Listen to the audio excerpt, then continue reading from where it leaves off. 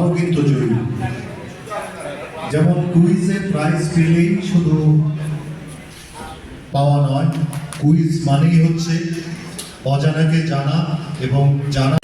প্রাবন্ধিক লিখেছেন, কিন্তু যে বন্দে মাতরম যে গীত উনি আমাদের উপহার দিয়েছেন, তোমরা সকলেই জানো আমাদের এই ভারতবর্ষ দীর্ঘ 200 বৎসর আমরা ইংরেজদের দ্বারা শাসন এই ভারতবর্ষ হয়েছিল।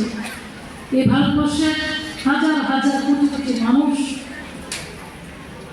ইংরেজদের দ্বারা শোষিত, বঞ্চিত, লাঞ্ছিত হয়েছিল।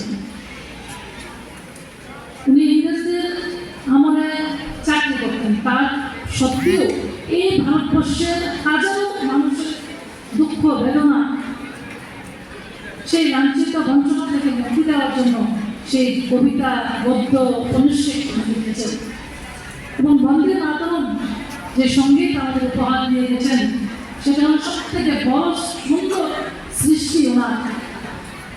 যে বন্দে মাতরম গীত গিয়ে গিয়ে আমাদের এই ভারতবর্ষের হাজার হাজার বীরাঙ্গনা শহীদ হয়েছেন এই ভারতবর্ষকে স্বাধীন করার জন্য।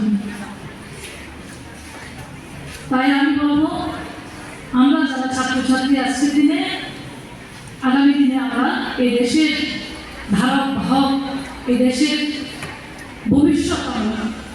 সুতরাং এই ভারতবর্ষকে যদি জানতে হয়, সেই মহান বীর পুরুষ সাহিত্য সম্রাট বঙ্কিমচন্দ্রের জীবনী জানতে হবে, ওনার আদর্শকে জানতে হবে, আমাদের স্বামী বিবেকানন্দকে জানতে হবে, আমাদের দেশ ভারতবর্ষের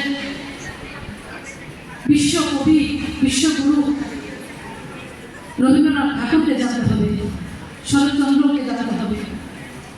আজকে আমার এই ওনার জন্মদিনে ওনার প্রতি আমার শ্রদ্ধা নিবেদন করছি।